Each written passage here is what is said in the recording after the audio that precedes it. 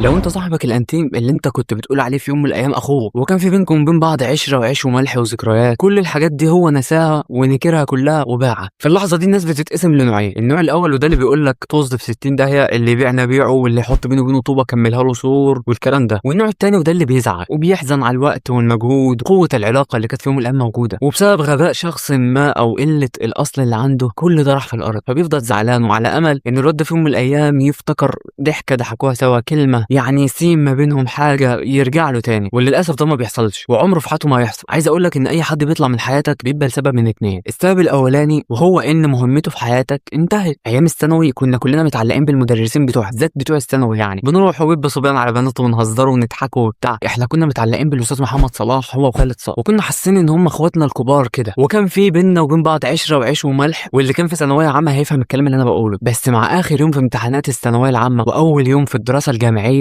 انت نسيتهم كلهم وخلاص بتتقبل ان فترتهم في حياتك انتهت. هو ده بالظبط اللي انا عايزك تفهمه على صاحبك الانتيم اللي كان في يوم من الايام انتيمك ده. نفس الحركه دي بالظبط، هو كان في حياتك عشان يهون عليك الفتره اللي انت كنت فيها دي. ربنا بعتهولك عشان يساعدك تعدي الايام، فبعت لك شخص معين هيهون عليك الفتره اللي انت فيها. يعني مثلا ايام الثانويه العامه انت كنت مصاحب واحد دحيح، كان ده الانتيم بتاعك. بالفعل الواد ده هون عليك وكان بيذاكر لك يعتبر، وكنتوا بتذاكروا مع بعض، ممكن كمان انت اللي كنت بتذاكر له، وده بيثبت المعلومه في مخك. فهي من الاخر كانت الفايده متبادله. وبالذات بقى ايام الاعدادي، ايام الاعدادي دي كانت اكتر ايام فيها ضحك. يعني صحابك بتوعها كانوا اكتر صحاب دمهم خفيف في الصحاب اللي انت صاحبتها طول حياتك، وكنتوا كلكم بقى بتروحوا السايبر مع بعض وتلعبوا وتضحكوا كده. فانا عايزك ما تنكرش فضل الناس دي في حياتك في فتره من الفترات في مرحلتهم. ما تنكرش ان العيال دي كانت في يوم من الايام كانت بتضحكك، وقفت جنبك وسندتك في لحظه انت كنت حاسس بيها بضعف، في لحظه انت ممكن تكون عيطت مع واحد منهم وانتوا ماشيين، حكيت له حاجه ابوك قالها لك او كده عيطت قدامه، افتكر كده قال لك ايه. ما تنكرش ان هو ليه فضل عليك في اللحظه دي وفي الفتره بتاعته، زي ما انك ما تنكرش ان خالد صقر ومحمد صلاح ايام الثانوي دول لهم فضل عليك في الامتحانات في الفتره بتاعتهم. معنى ان مدرسين الثانوي مش موجودين في حياتي دلوقتي وانا في الكليه، ولا يعرفوني ولا فاكريني انهم انداء، هم اتموا المهمه اللي هم كانوا موجودين في حياتي عشانها، خلاص اتموها وطلعوا. والحاجه الحلوه اللي انا عايز اقولها لك ان انا دلوقتي طلعت ليفل جديد، دلوقتي انا بقيت طالب جامعي. لما صاحبك يقرر يطلع من حياتك اعرف انك في اللحظه دي خلاص دخلت ليفل جديد. وبالنسبه للنوع اللي بيقول طز فيهم في 60 داهيه انا اجيب غيرهم، وهو طالما ندل ونسى العشره ونسى العيش والملح، انا ما نسيتهمش وهو نساهم في 60 داهيه، وانا احط بينه وبينه صور وما اسالش عليه والكلام ده. انا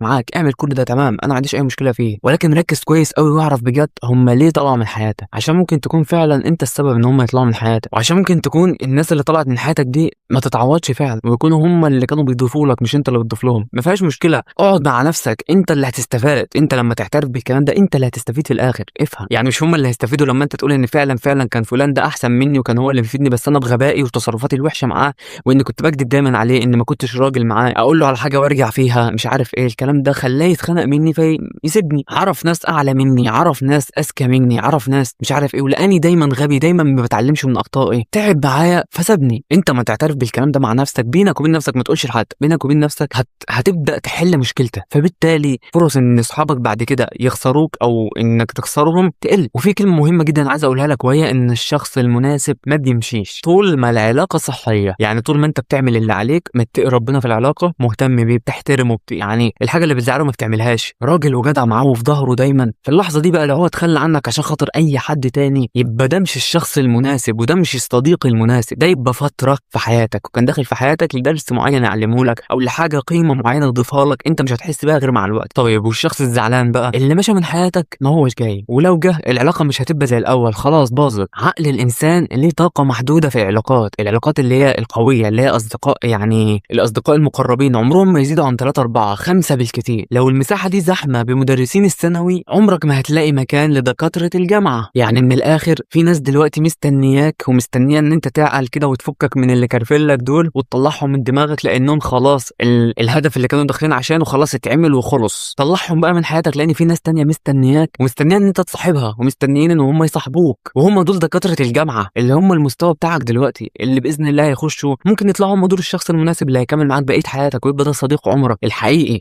الناس اللي طلعت من حياتك عاوزك تمتن لوجودهم، يعني لما تفتكرهم تضحك عادي، ما تكشرش ولا تزعل، لا اضحك عادي. اما تفتكر ذكرى حلوه اضحك، اما تهفك الشوق تتصل بيهم تسال عليهم، اسال عادي ما فيهاش مشكله، ولكن ما تخربش الدنيا الاول وبعدين تبقى تسال، لان انت في اللحظه دي هتبقى عيل صغير. انا عايزك بعد كده تتقبل الفكره اللي انا قلت لك عليها، ان كل واحد بيبقى فتره طالما مش الشخص المناسب. طب وخليك فاكر ان هم مشوا من حياتك عشان دورهم في حياتك خلص، مش عشان هم توكسيك او عشانك انت وحش او عشان فيك عيب لا سمح الله يعني، او ممكن يكون فيك عيب انا ما اعرفش، انت بقى مع نفسك. بس يا جماعه عايزكم تنظفوا حياتكم على قد ما تقدروا، تطلعوا كل الحاجات اللي مكعبله الدنيا معاكم عشان الدنيا تروق. يعني كدسوا الاوضه بتاعتكم كده وروقوها، يعني عايزك تكنس الاوضه بتاعتك كده وتروق عليها عشان لما تقعد فيها تبقى نفسيتك مرتاحه، تعرف تنجز، تعرف تعمل اللي وراك. نظف دماغك ونظف نفسيتك من ناحيه العيال اللي طلعت من حياتك دي، عشان تعرف تستقبل اللي عليهم الدور في حياتك، عشان تعرف تستقبل الليفل الجديد اللي انت دخلته وتستقبل الناس الجديده بتاعته، وما تضيعش وقتك. لو عجبك الفيديو ما تنساش تعمل لايك وفولو، وادينا رايك في التعليقات، وخش على البايو هتلاقي قناه اليوتيوب، هتلاقي فيها الحلقات كامله. وباذن الله اليوتيوب احسن بكتير يعني من التيك توك طبعا، دي معروفه. عشان لو باذن الله عاوز تبطل تيك توك هتلاقي قناه اليوتيوب فيديوهات بقى طويله كامله كده تتفرج عليها، وتدينا رايك في التعليقات، سبسكرايب بتاع اي كلام من ده.